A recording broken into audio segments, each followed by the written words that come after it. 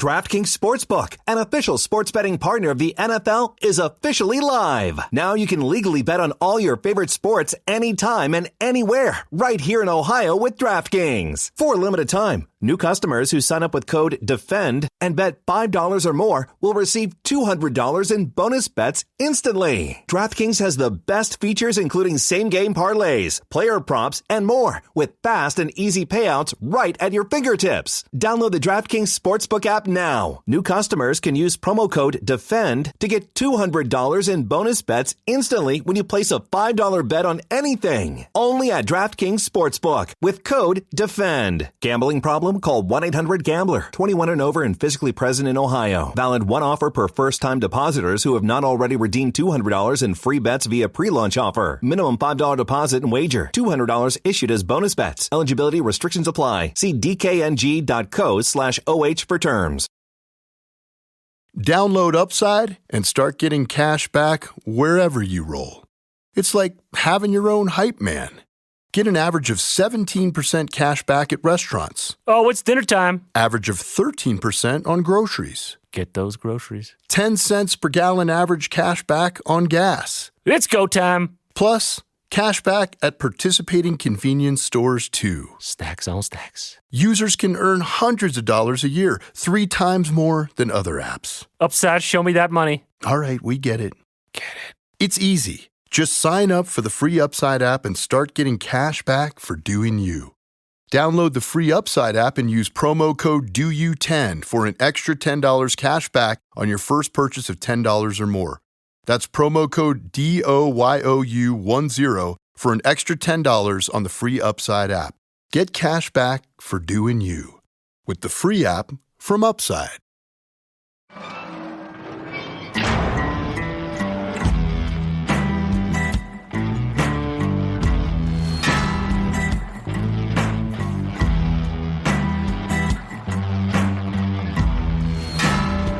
I walk a straight line, shackled and chained. Oh, gruesome Gertie is calling my name. There is no mercy in this penitentiary. Just ask the Hill String Gang, or Angola 3. I'm here for life, I'm here to die. Inside these walls, inside the wire. And when the wolf cries, I know it's over. Oh, bloody Angola. Oh, bloody Angola.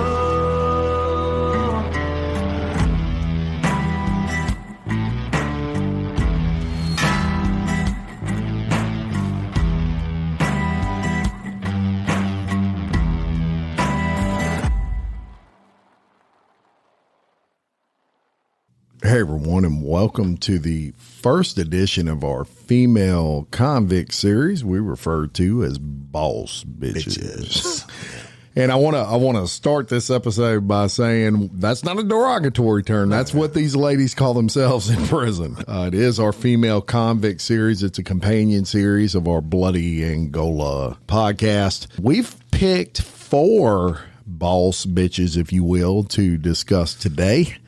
Right, and y'all, the boss bitches are certainly not all going to be from Louisiana, right? And all over there's boss bitches everywhere in the country. Boss bitches everywhere. I got one in my house. I love it. So, what we always told you we give you something different, and these companion series, I love them. Jim's done excellent research. As has it looking. We've also got to credit Leah Marie. Leah Marie Caferio. Yeah. I always want to say Caferio. Yeah, me too. It's kind of spelled like that, but that's a good, strong Cajun deal. And she helps us too. With she helps us a lot. Leah, we thank you so much. Yeah, I'm going to start out with probably the softest one, but probably one of the most successful boss bitches. Yes. Right? And so, if not, it has to be the most. right? Or that's still alive. Yeah. So she was a boss bitch at her game. Well, she was. So let's talk about it. And y'all have heard of this lady, Martha Stewart. Yeah, if you don't know, Martha Stewart started out as a fashion model, all right? And then she parlayed that into becoming a famous TV person, and a lifestyle guru, and home decorating and cooking. She did it all. She had it going on career-wise, right? But unfortunate for Martha, and she got convicted of insider trading, right? So and what is insider trading? that's when you give tips on stocks or something that's going to happen that the general public doesn't have the advantage of having, and so you can make a lot of money off of it, whether it's selling or buying or whatever. So somebody told old Martha at one of her dinner parties, hey, guess what? Our hot GTX stock, we're about to take that shit Buy public. Amazon. Buy Amazon. Yeah, right? So whatever it may be, Martha's a human being, and she wanted to make a little more money, and she did it, and she got busted. Yeah, So in 2004, she was convicted on charges specifically, y'all, relating to ImClone stock trading case. And at the end of 2001, ImClone stock dropped fast when an experimental drug they were using, y'all, failed to get the FDA approval. But Martha got told by Samuel Waskow, along with his family and friends, that the drug wasn't getting passed by the FDA, right? So what do? Sell. Yeah. And That's a big deal. I mean, if it's Jim Chapman and he has 2 shares of stock in there, nobody's going to notice, right. and nobody's going to care. But Martha Stewart had some cheese. But right, and so cheddar. But if you got $1 million in, he didn't just do it for Martha Stewart. He did it for his family members and some other executives. So they all sold, right? Well, that's a problem. The inspectors on the stock exchange are like, this shit doesn't look right. How do you know to get out 24 hours before we're coming out and saying that it's not approved, right? So she got that tip from her broker, Peter Bakanovic. I'm sure I butchered that name. That the price was about to drop, and she sold her stock for approximately $230,000 in ImClone shares just one day before the FDA announced their decision.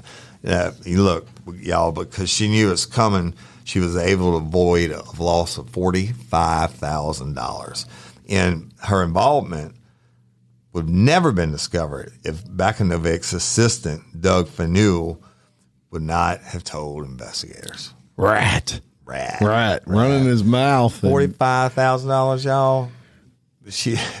It cost a whole lot more than that, including time, right? But she was charged with securities fraud, obstruction of justice, which means she lied to the cops, and conspiracy.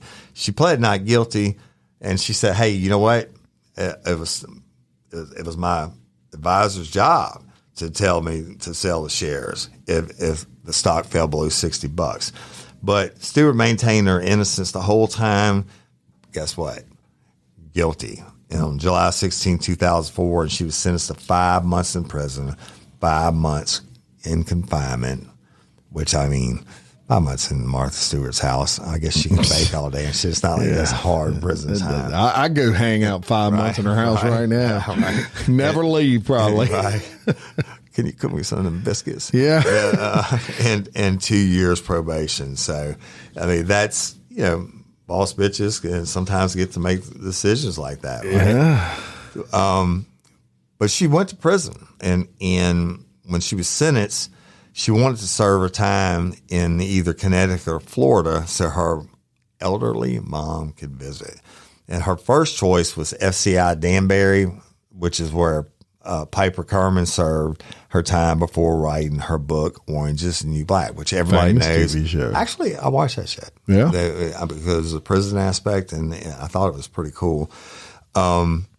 Interesting that she could choose her own prison. Well, she didn't. I mean, you try to put that as part of your plea bargain, right? I don't really think you could, but maybe they cut her some slack. Maybe Martha. When you're a boss bitch, your boss bitch might can do it, right, or get away with it. Yeah. But you know, there were some concerns about Martha serving her time at Danbury could cause a media cluster fuck. I can right? imagine. But according to the judge, they also want to make an example out of Martha, so he sends her to serve her time at FPC Alderson in West Virginia.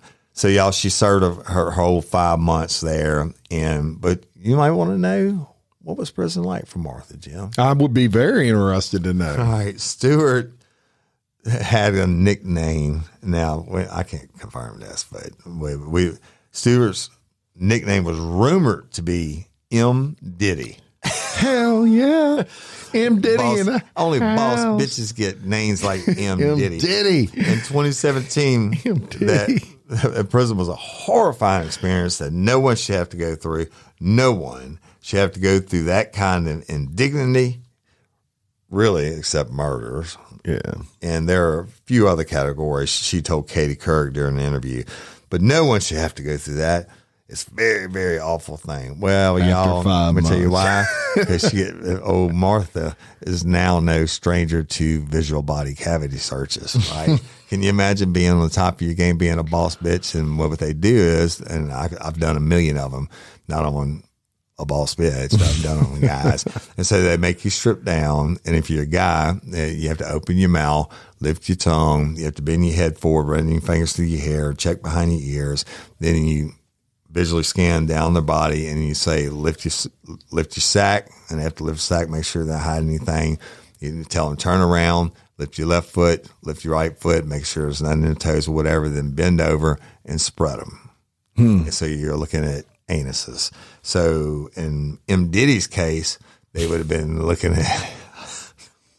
It's a show and well, I mean, all the guards there know what size her nipples are. Yeah. They know what if she's a true blonde or not. We'll just leave it at that. And she found that personally offensive. But you know what? It's prison life. $45,000, M. Diddy. Yeah. So, but Katie Couric asked her if she learned anything or used her prison experience for any future good. And Stewart said, fuck no. She said that you can make lemons out of lemonade. What hurts you makes you stronger. Diddy said.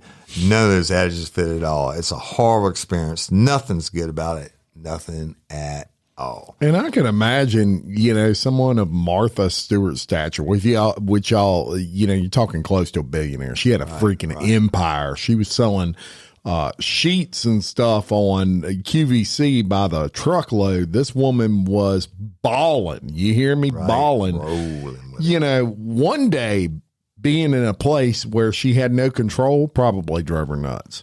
Yeah. Well, for $45,000. For 45 G's, which is nothing to her. $45,000, you learn about a visual body cavity search. Yeah. So you might want to know what happened I shouldn't say old Martha, but you might want to know what happened to Martha and what she's doing since she got released from prison. I know she hangs with some pretty popular G's. She parlayed the fuck out of this with that $45,000. I guess she got it back 100 times, but she got released from prison and she was 78 years old. But she went back and expanded her media empire and planned her comeback. She launched a new talk show. Host of the season of The Apprentice. Hey, he doesn't like The Apprentice. Yeah. Donald Trump. You're fired. You're fired. You're fired. You're all fired. And she's released several more cookbooks. And guess who became one of her best friends? I think I know. Snoop Dogg. D-O-double-G. The only master brownie maker. Now, I'm sure he got a little shatter and green leaf in his shit. Oh, yeah. But Stewart is... Y'all, like I said, turned out a bunch of more cookbooks and tuned up with Snoop Dogg for Martha and Snoop's potluck dinner party.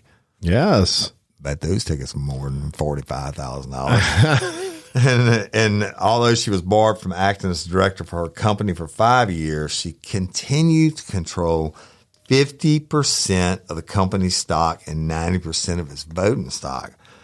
In fact, during her time in the prison, the value of her stock doubled. And she had become a billionaire. B, y'all. With a B. That's a baller. whole lot of zeros. Oh, yeah. And by 2006, she had become a billionaire again. Today, she refers to her stint in jail as nothing more than her horrible legal problem. There you go. Martha Stewart is a true boss bitch. you respect for you, Martha.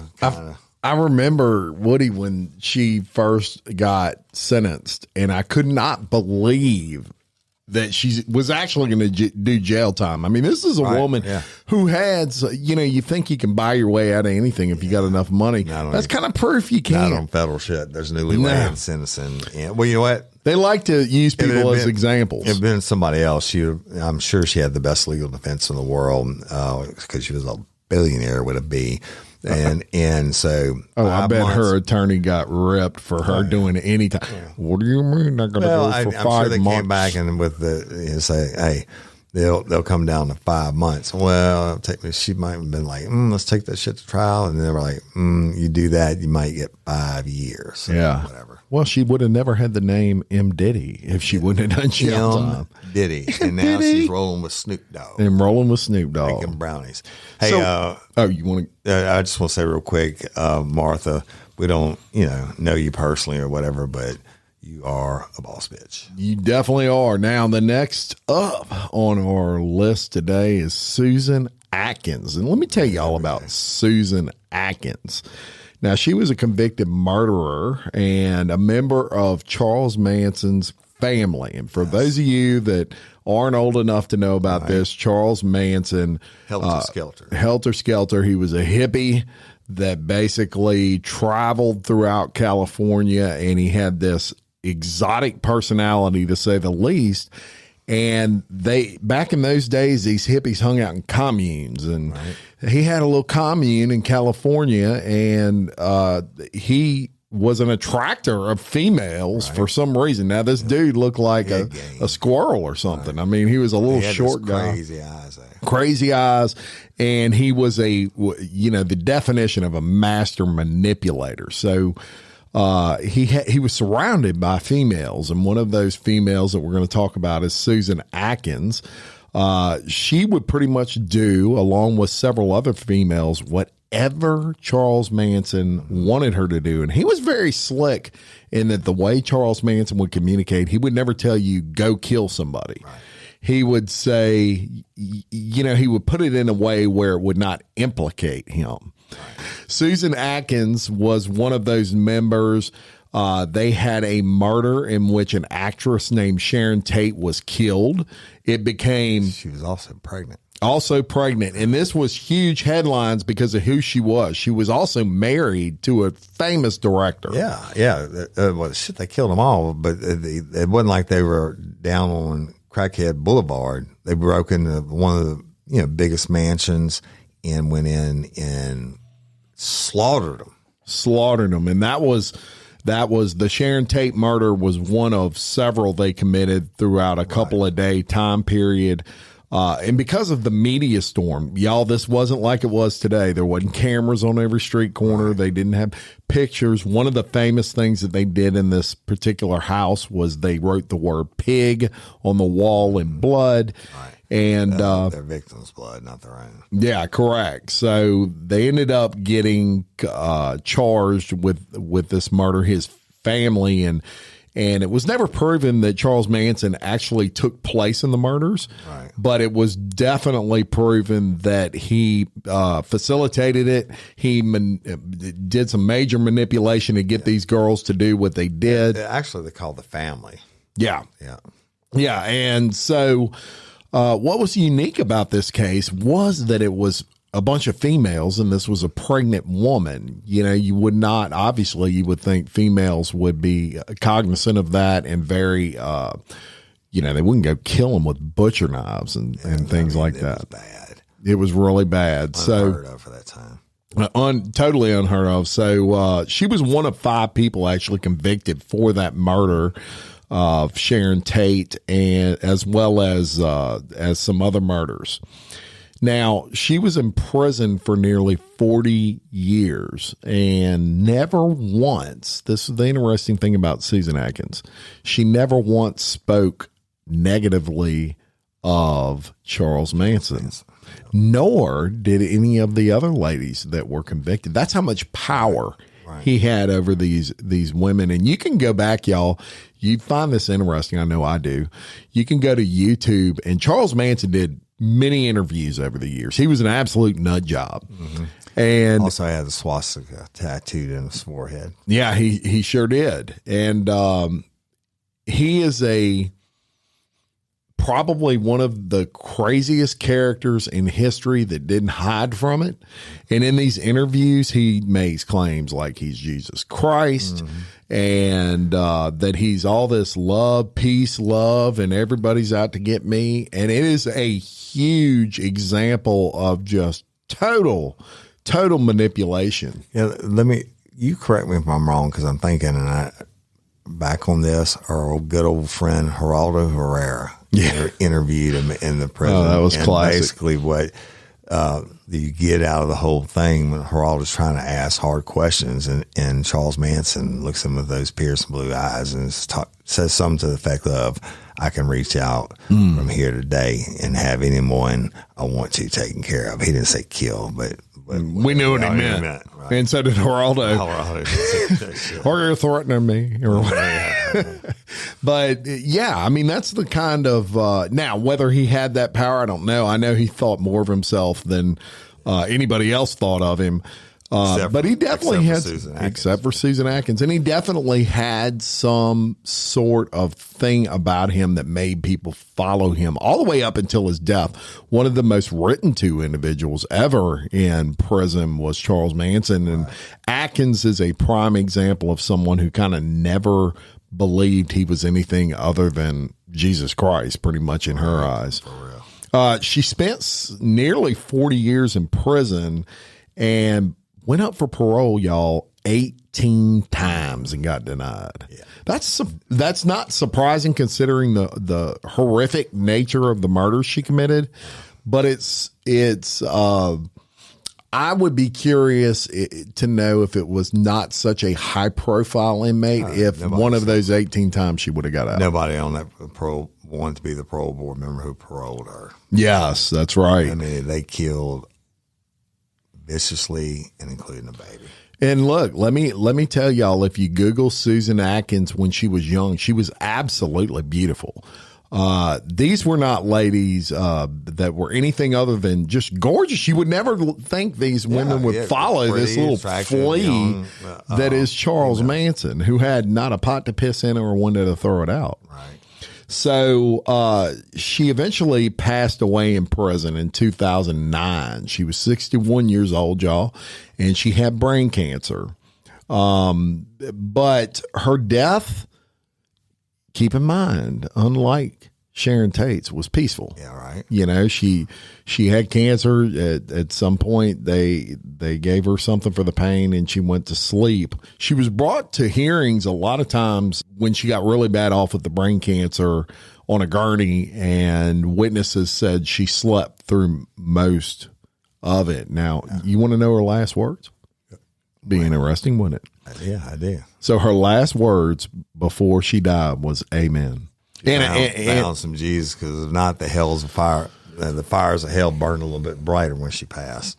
Yeah, and I can promise you, when Charles Manson died, and he's dead now too, the fires of hell burned a little bit brighter. Oh God, did they ever? But anyway, Susan Atkins, definitely a boss bitch. A boss bitch. Hey, head of that game for sure. Wow, that's crazy. Good story. All right, so I'm going to tell you about another one, and this one is long and distinguished, okay? Aileen Wuornos. Yeah, and you may have heard of her, you may not have, but I'm going to tell you a little bit about Aileen growing up and how she came to be a boss bitch.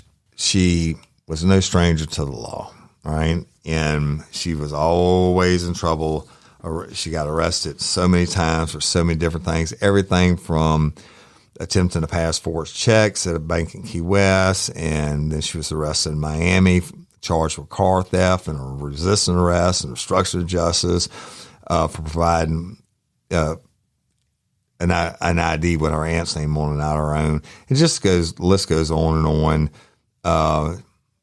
She's accused of pulling a gun on another guy and demanding $200. That's just part of her criminal past. But in 1986, the 30-year-old Wuornos met a lady named Tyria Moore, who was a hotel maid, Jim, at a Daytona Beach gay bar called the Zodiac, right?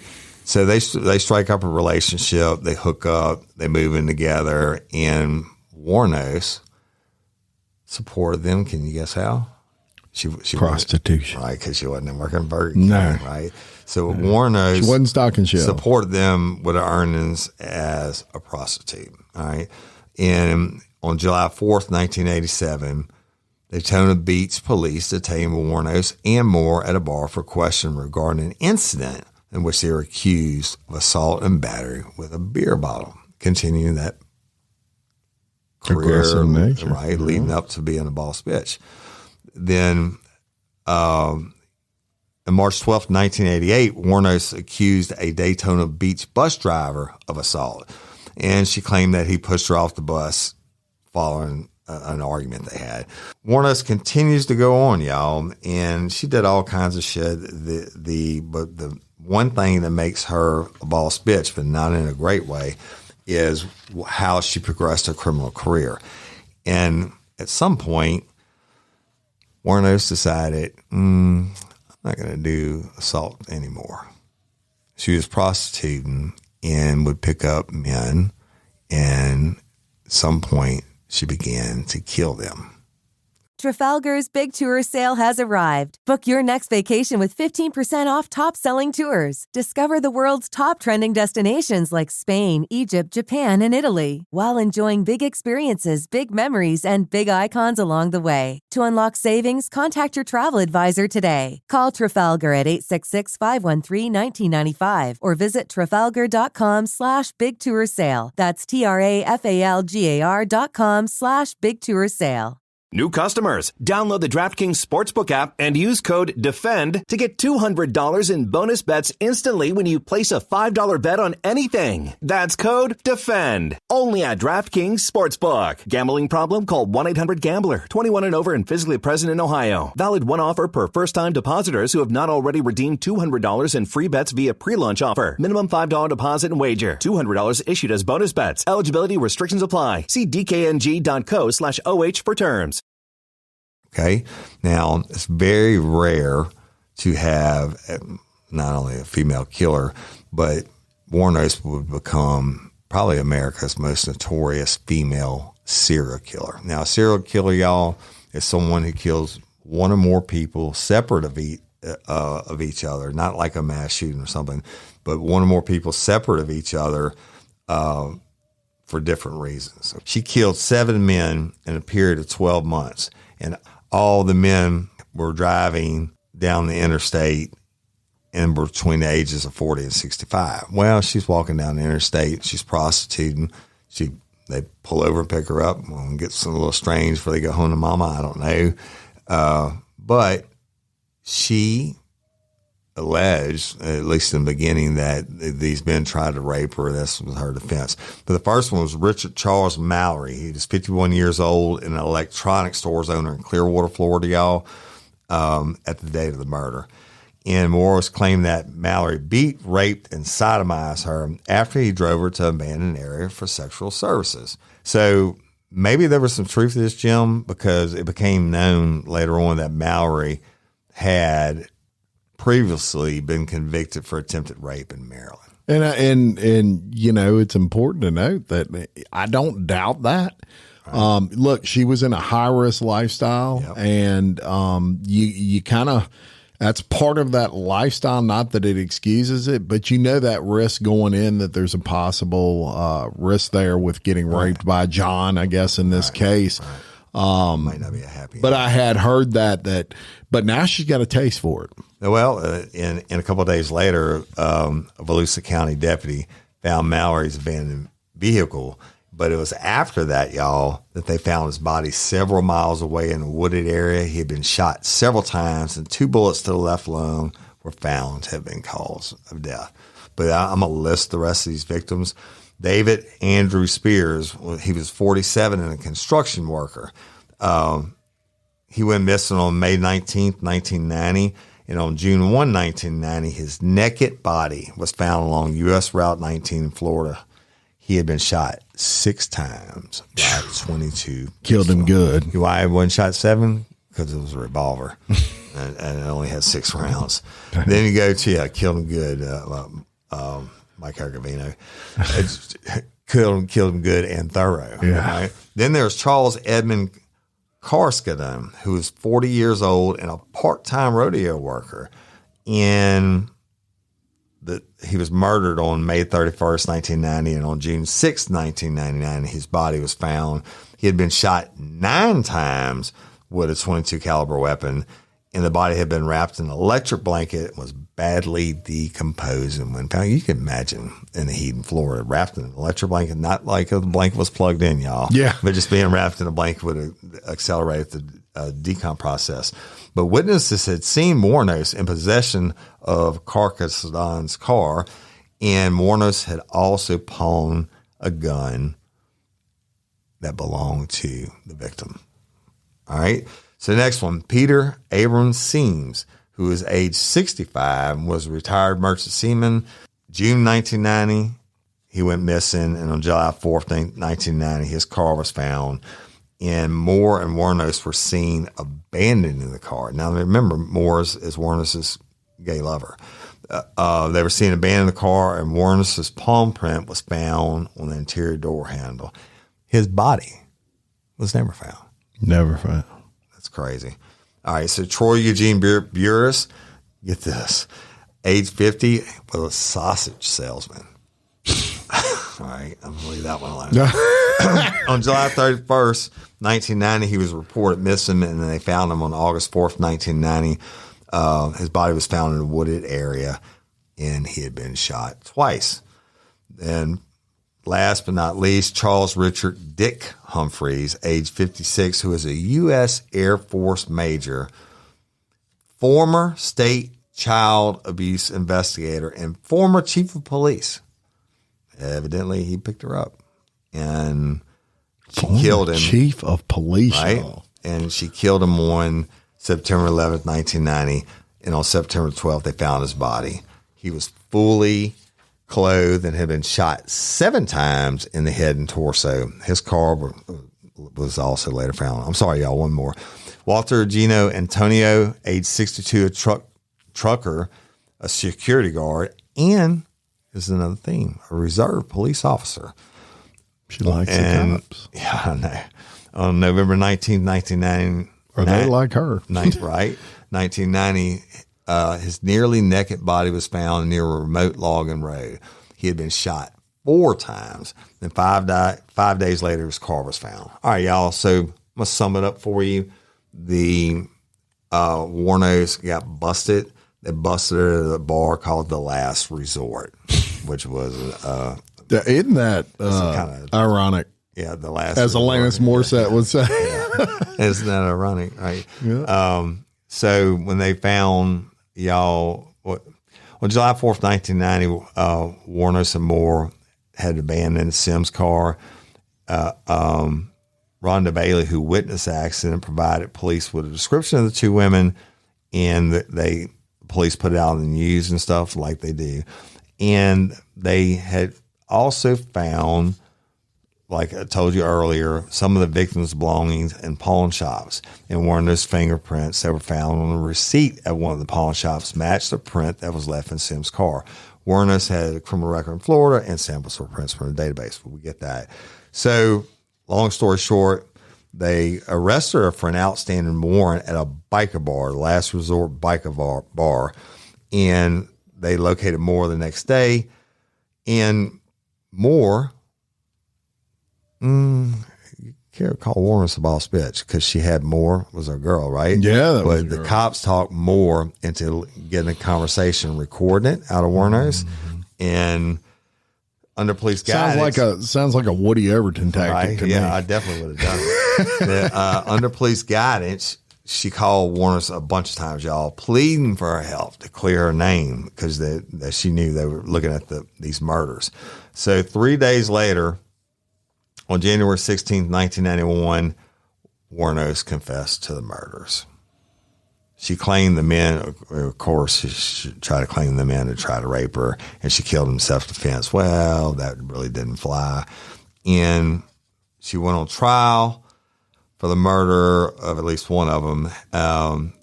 Prosecution was allowed to introduce evidence related to her other crimes to show a pattern of illegal activity. But Wuornos got convicted, and she was put on death row. And you know what? In the weeks before execution, Wuornos gave a series of interviews and talked about being taken away to meet God and Jesus and angels and whatever is beyond the beyond. In her final review, she said she changed her mind again and said that she was being tortured and her head was being crushed by sonic pressure. She was trying to appear insane. What the fuck, right? She turned to one of the reporters taking the interview and said, "You sabotaged my ass, society and the cops and the system. A rape woman got executed and was used for books and movies and shit." That's what the boss bitch said.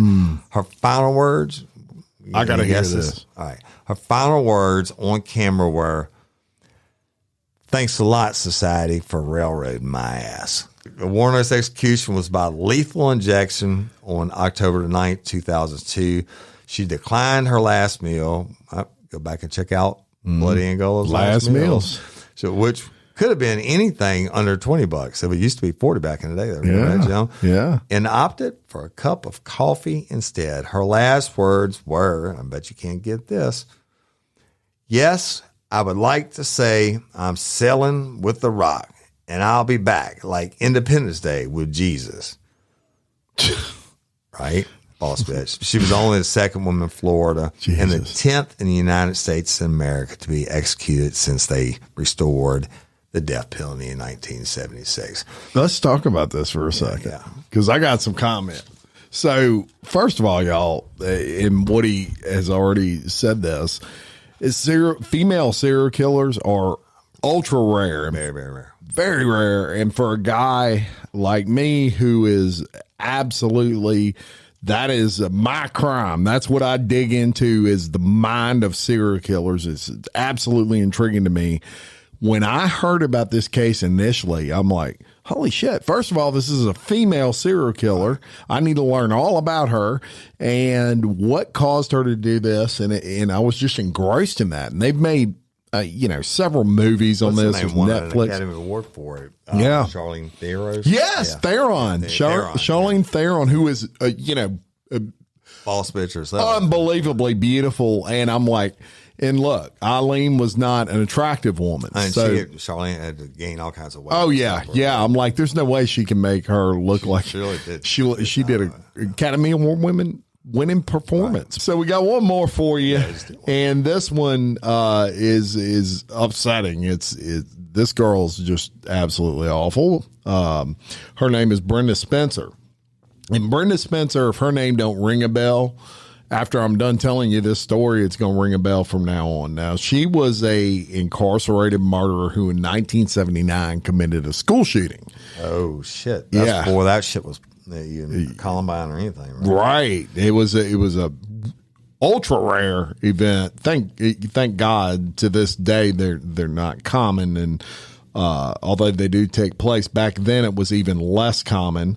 But in 1979, she killed a principal and a custodian and 8 children and injured an officer. Unbelievable. Yeah. Now here is the interesting thing. She was 16 years old during this incident. She lived in a house across the street from the school that the shooting was committed, and eventually was convicted of that shooting. Now, I'm going to tell you about the shooting itself. On the on the morning of Monday, January 29th, 1979, Spencer began shooting from her house, which she lived across the street, at children, and was waiting on the principal of that school to open the gates. The principal was basically in the front office having his last cup of coffee with a sixth grade teacher, and they heard what they described as firecrackers going off outside. Pop, pop, pop. That's crazy. Is how he described it in court. You don't expect it to be gunfire, right? Right. Especially in the 70s. So what does he do? He thinks the kid's setting off firecrackers. He runs out the front door, and the sixth grade teacher runs out the side door to investigate that. Basically, as soon as he runs out, he falls backwards in some bushes. He can't figure out why. He looks down, and he's been shot. He sees blood. Yeah. So Shock factor. Yeah, shock factor. He basically got back up, and he grabbed some kids that were around him, kind of herding them together, brought them in his office. Hero, and shouted to the secretary, call the police. Someone's shooting out there. He rushed back outside after that, tried to get some more children, and then he sees one that had been shot and fell on the ground, and he hears more shots ringing out. Right. Pop, pop, pop. Now, this is not an automatic weapon. Right. This is a 16-year-old kid shooting with a weapon she is having to reload. Now, children are panicking. You see custodians running everywhere, other teachers, and so he starts to scream out, somebody shooting, everybody get down, the ones that didn't know, and basically gets shot again. Man. So this kid is just unloading, 16-year-old kid, a female at that. That's the first time I've ever heard of a female being involved in a school shooting. I think it's the first school shooting I ever heard of. But not only is she unloading, she's reloading. Reloading, and when it was all over, she had fired 36 shots. That's a lot. 6 times 6. She had to reload 6 times. Yeah, and a 16-year-old, y'all. Mm-hmm. So after the killings, the police interviewed her. She showed very little remorse and basically tried to place the blame on drugs and her life circumstances. She didn't have the greatest life, and she, like all people do that commit heinous crimes like this, the first thing they want to do is blame everybody else. Right. Instead of just taking responsibility. A lot of people have horrible lives that don't do school shootings. That's right. So she eventually was tried as an adult and pled guilty to 2 counts of murder and assault with a deadly weapon. She murdered more than that, but that's all they were. Pled it down. Yeah. So she was sentenced to 25 to life. And in prison, she was diagnosed as an epileptic. Wow. I mean, I'm sorry. So she gets medication in prison for epilepsy and depression, which she suffers under. Now, in 1993, she became eligible for parole, and she's unsuccessfully gotten parole after 4 board hearings today. And nobody wants to let that child killer and adult killer and everything else out. Right. And so even at her first parole board hearing, she did it again. She tried to blame drugs and alcohol on the reason that she did this. Everybody but me. Yeah. Drugs and alcohol didn't pull the trigger. That's right. 36 times. She said her father beat and sexually abused her, and it was all these reasons that she killed 8 kids that had absolutely nothing to do with that. I mean, she should have shot her father 36 times. 100%. So just an absolutely disgusting case of, I don't even want to call her a boss bitch. She's just a bitch. Yeah. Just a horrible human being. With bitch. Period. She's still locked down, right? She's still locked down as of August of 2022. She's still behind bars, and she still is today. She ain't. She's still 25 there. 25 years to life, y'all. That just means after 25, she's eligible for parole. Doesn't mean she gets it. Yeah, and you don't kill like that and get parole. Bingo. School shoot. Let me tell you, if you're a school shooter and you kill people, you, and deservedly so, will never get out of prison in all Shit, I likelihood. think you should be. They should let the family. It's members have disgusting. action. And yeah, I'm thankful that this chick didn't have social media and all the news coverage that we have today, because otherwise Columbine probably would have got done a lot sooner.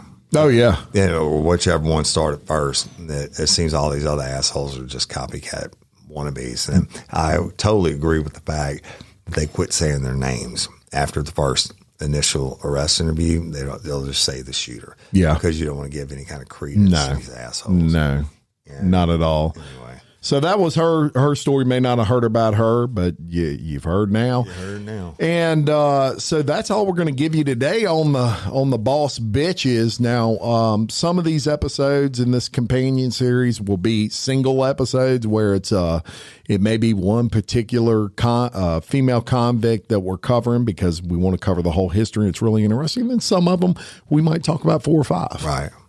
Hey, one thing it's going to be is different every time. That's right. And one thing with Bloody Angola that we really like about these companion series is it doesn't limit us to just Angola, which has tons of history and is its own show. But, there's female convicts out there that got some pretty crazy stories too. All related to prisons ultimately and prisoners.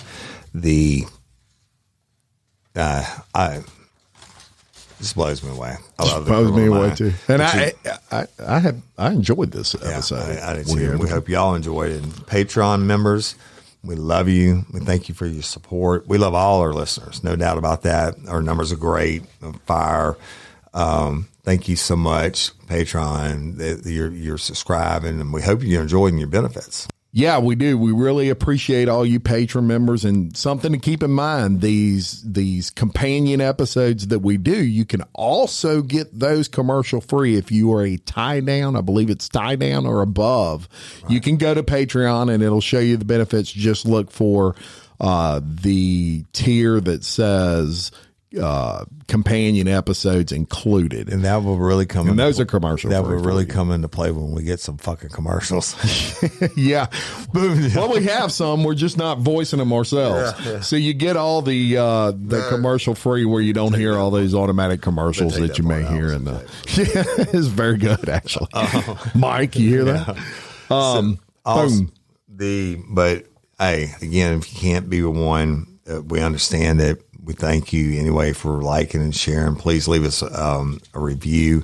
It helps on the Apple, iTunes, chart things, all that stuff, algorithms. I don't know anything about it, and we appreciate y'all so much. Talk about the live crew bash. Hey, you know what? 4th annual crew bash, real life, real crime crew bash is February 3rd and 4th, downtown Baton Rouge. The Friday night is a VIP event. If you just wanted to go to a VIP event, there is a ticket on Eventbrite just for that. If you want to purchase the VIP package, which is for Friday night and Saturday night, but Friday night it's going to be exclusive, a small amount of people. We're going to hold some live auction raffles for LOPA, and we're going to get turned, and I'm going to sign pictures and take autographs, and then we're going to drink together, right? And don't forget your liver. We're going to do it. Yeah. Right. But I'm going to go ahead and lay it out on Boss Bitches first episode first. Every VIP member that comes Friday night, first drinks on me. On Real Life, Real Crime. Now, that being said, Saturday night, the VIP package also will get you in Saturday night an hour before everybody else, so you can get close to the stage or tables, wherever you want to sit or what have you. And then, but if you just want to come Saturday night, that's fine too. It's going to be at the Basin, downtown Baton Rouge, and the doors open around 7. I think they'll open at 7 for everybody, for the regular ticket purchasers. And I'm going to take the stage and do Sex, Drugs, and Murder, a crowd interactive podcast, drinking podcast. Y'all know this is adults only. It's going to be raunchy and nasty, but it's, going to be entertaining.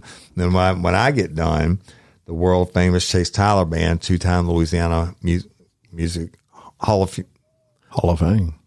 That's right. Hall of Fame inductee is going to rock the house like he has every year, and it's going to be fire. And so, but we're raffling off a bunch of prizes again for Louisiana Organ Procurement Agency. Please go get your tickets. It's $30,000 to $50,000 worth of prizes, including Jim Chapman and local leaders of podcasts have donated. Commercials and stuff. Go back and listen. Tons of awesome stuff. Yeah, you got everything from haircuts to to hunting trips, barbership shop, Macklemore Whitetail Adventures. We got Fishing some firearms trip. from Rich, and fishing trips from Captain DeBall, and I can't list them all, but we dropped an episode on that. Go get your tickets, please. The proceeds go to LOPA. It saves lives. They're a nonprofit, and it's $15 for one ticket, or you can get a book of 10 for $100. And we hope to see y'all there. And look, whether you win or not win, the point there is you're doing some good for a beautiful organization. Use it as a tax write-off. Come buy $1 million worth and use it. We got any $1 million donators? Martha Stewart. Martha Stewart. Well, boss bitches. Hey, yeah. I'm sorry I said that about nipples, Martha.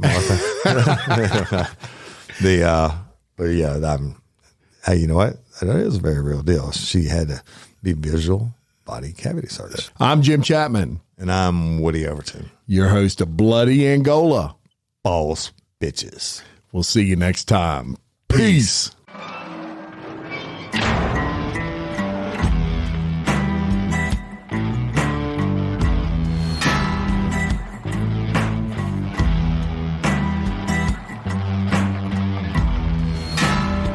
I walk a straight line, shackled and chained. Oh, gruesome Gertie is calling my name. There is no mercy in this penitentiary. Just ask the Hill String Gang or Angola 3.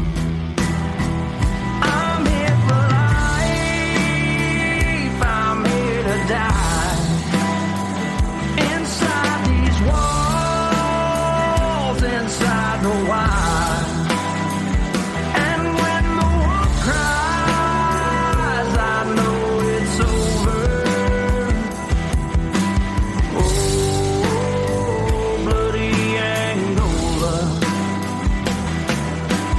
Oh, bloody Angola.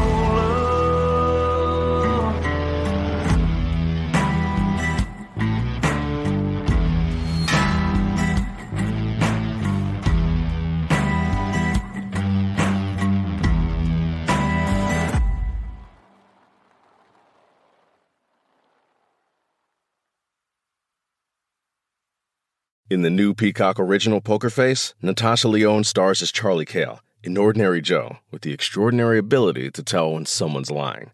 Stream the 10-part Mystery of the Week series from Knives Out writer-director Rian Johnson, January 26th, only on Peacock. Download Upside and start getting cash back wherever you roll. It's like having your own hype man. Get an average of 17% cash back at restaurants. Oh, it's dinner time. Average of 13% on groceries. Get those groceries. 10 cents per gallon average cash back on gas. It's go time. Plus, cash back at participating convenience stores too. Stacks on stacks. Users can earn hundreds of dollars a year, 3 times more than other apps. Upside, show me that money. All right, we get it. Get it. It's easy. Just sign up for the free Upside app and start getting cash back for doing you. Download the free Upside app and use promo code DOYOU10 for an extra $10 cash back on your first purchase of $10 or more. That's promo code DOYOU10 for an extra $10 on the free Upside app. Get cash back for doing you with the free app from Upside.